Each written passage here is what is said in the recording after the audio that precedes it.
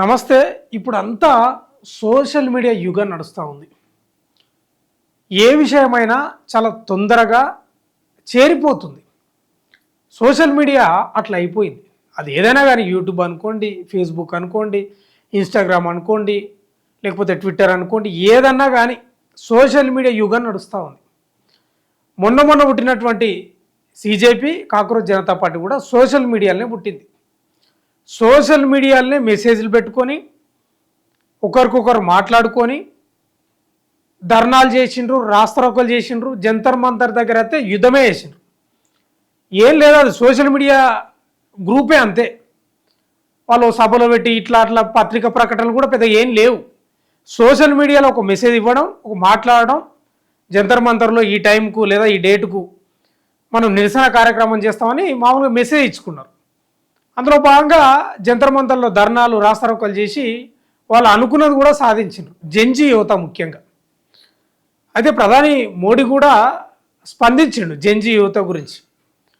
ఈ రీల్స్ మోజులా పడిపోయినరు యువత ఎక్కువ, ముఖ్యంగా జెన్జీ రీల్స్ మోజులా, ఈ సోషల్ మీడియా మోజులో పడి చదువు మీద ఏకాగ్రత దెబ్బతింటుంది, పుస్తక పఠనమే తగ్గిపోయింది. అది చాలా ప్రమాదకరం అని చెప్తా ఉన్నాడు. నిజమే, మోడీ చెప్పిన దాంట్లో కూడా వాస్తవం ఉంది, వాస్తవమే అది కూడా. కానీ సోషల్ మీడియా కూడా ఇవాళ రెండు వైపులా పదినున్న కత్తి లాంటిది.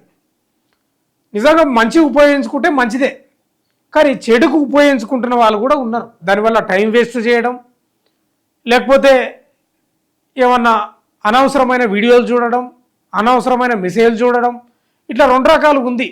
కానీ మొన్న సీజేపీ చేసినటువంటి ఆ ప్రొటెస్టు, ఆ జెన్జీ యువత దీన్ని మాత్రం మంచికి వాడుకున్నారు. ఈ సోషల్ మీడియాను, ఈ ఇన్స్టాగ్రామ్ అనుకోండి, ఇంకేదైనా కానీ, ఏ ప్లాట్ఫామ్ అయినా కానీ మంచిగా ఉపయోగించుకొని దేశంలో ఒక కేంద్ర మంత్రిని రాజీనామా చేయించినట్టే అది మామూలు విషయం కాదు. అయితే ఇప్పుడు నరేంద్ర మోడీ ఏం చెప్తా ఉన్నాడంటే, రీల్స్ మోజుల పడి మీ జీవితాల నాశనం చేసుకుంటున్నారు, చదువుకు దూరం అవుతున్నారు, పుస్తక పఠనం తగ్గిపోతుందని చెప్తా ఉన్నాడు. కానీ ఇదే రీల్స్ కదా, ఇదే సోషల్ మీడియా కదా ఇలా మీ మంత్రితో రాజీనామా చేయించింది, మీలో కదలిక తెప్పించింది, మీకు ఒక జవాబుదారీతనం ఉండాలని చెప్పింది కూడా ఇదే సోషల్ మీడియా కదా. అది కూడా గమనించాలి కదా.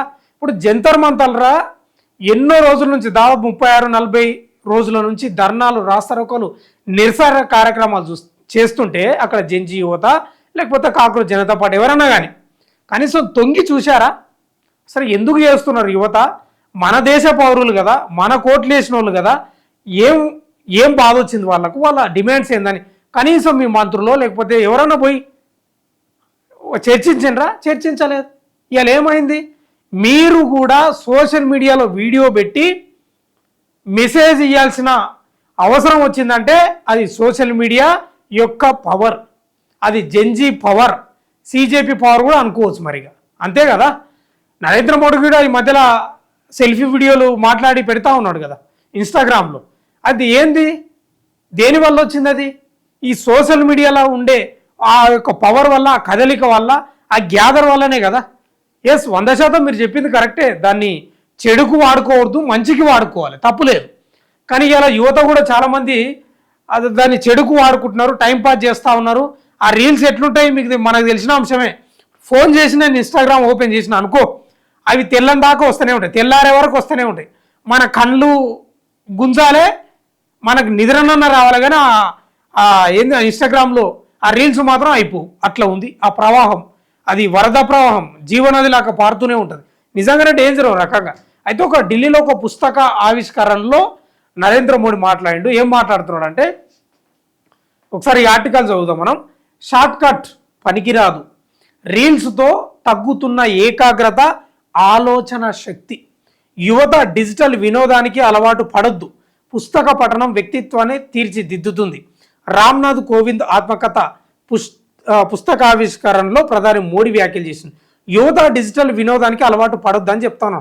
ఉంది, మంచికి ఉపయోగించుకుంటున్న వాళ్ళు ఉన్నారు, ఏది డిజిటల్ను చెడుకు ఉపయోగించుకుంటున్న వాళ్ళు కూడా ఉన్నారు. ఇవాళ నేరాలకు కూడా సోషల్ మీడియా అడ్డగా మారింది. నిజమే, ఇది కొత్త పుంతలు తొక్కుతుంది.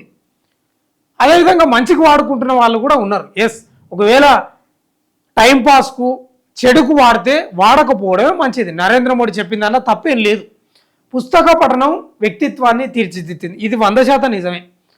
మీరు ఎన్ని ఫోన్లు చూసినా, ఎన్ని వీడియోలు చూసినా, ఫోన్లల్లో మీరు ఇంటర్వ్యూలు చూసినా, లేకపోతే ఏమన్నా సమాచారాన్ని చదివినా ఎక్కువసేపు చదవలేరు. కళ్ళు గుంజుతాయి, కళ్ళు పాడైతాయి, సైట్ వచ్చే ప్రమాదం ఉంటుంది, అద్దాలు వచ్చే ప్రమాదం ఉంటుంది. ఇంకోటి ఏంటంటే ఫోన్లో చూసింది మన మెదడు కూడా ఎక్కువ గ్రహించలేదు, గుర్తు పెట్టుకోలేదు కూడా. 100% పుస్తక పఠనం పేపర్లు చదివితేనే నిక్షిప్తమై ఉంటుంది మన మెదడులో, మన జ్ఞానం కూడా వస్తుంది ఎక్కువ శాతం. దానివల్ల మనం మన యొక్క మన మెదడు కూడా మంచి విస్తీర్ణంలో పనిచేస్తుంది, మంచి మంచి ఆలోచనలు వస్తాయి.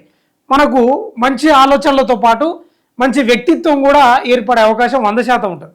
రామ్నాథ్ కోవింద్ ఆత్మకథ పుస్తక ఆవిష్కరణలో ప్రధాని మోడీ మాట్లాడుతున్నాడు. ఏం మాట్లాడుతున్నాడు అంటే, సోషల్ మీడియా యుగంలో యువత పుస్తక పఠన అలవాటును కోల్పోవద్దని ప్రధాని నరేంద్ర మోడీ పిలుపునిచ్చాడు.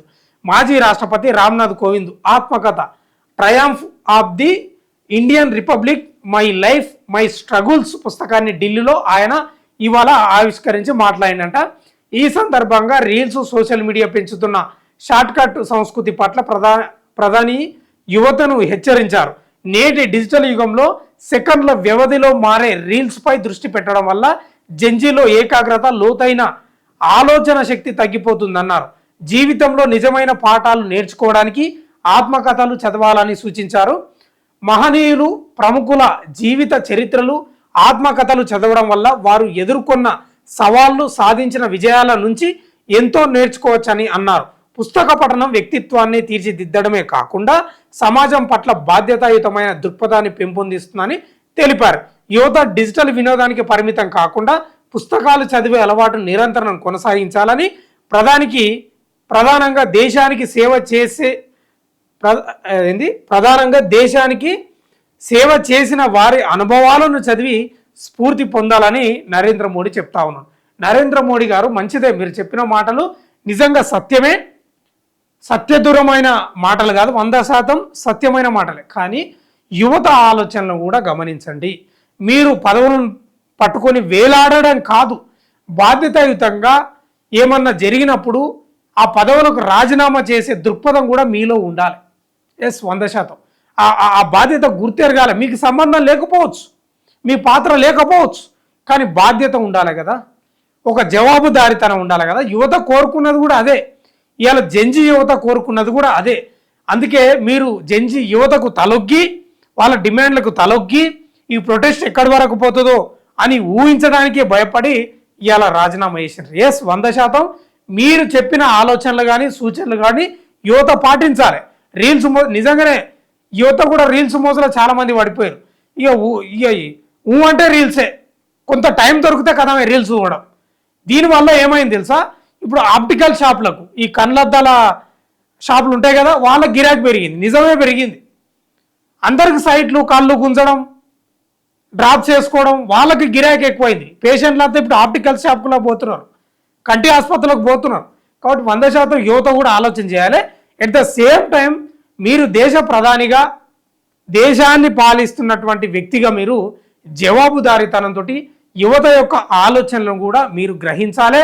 వాళ్ళ ఆలోచనలను మీరు పెడచెవిన పెట్టకుండా యువత ఆలోచనలకు అనుగుణంగా మీ పాలన కొనసాగితే యువత కూడా యాక్సెప్ట్ చేస్తారు, మీ మాటలు నమ్మే అవకాశం ఉంటుంది. మీరు ఇలా జెంజీ యువతకు చెప్తా ఉన్నారు, మీరు మొన్నటి వరకు నెత్తురు వాళ్ళ కొడుతిరి, ఆడవాళ్ళు యువతలు వాళ్ళు ప్రొటెస్ట్ చేస్తుంటే లాఠీలు ఎక్కడెక్కడో కూర్చుతిరి, ఏనేనో పట్టుకుంటురి, ఆ బాష్పవాయు గోళాలు విసిరితిరి, ఆ పెల్లెట్ గన్లు విసిరితిరి. ఇదంతా వేసినాక మంచి మాటలు చెప్తే నడవదు కదా. కాబట్టి యువత ఆలోచనలు కూడా మీరు గమనించాలి. శ్రద్ధగా వాళ్ళతోటి చర్చలు జరిపి వాళ్ళ ఆలోచనలకు అనుగుణంగా మీరు ముందుకు పోతే మీ మాటలను కూడా వాళ్ళు 100% స్వీకరించే అవకాశం ఉంటుంది. ఇది కూడా మీరు గమనించాలి. చూస్తూనే ఉండండి మన తొలి వెలుగు.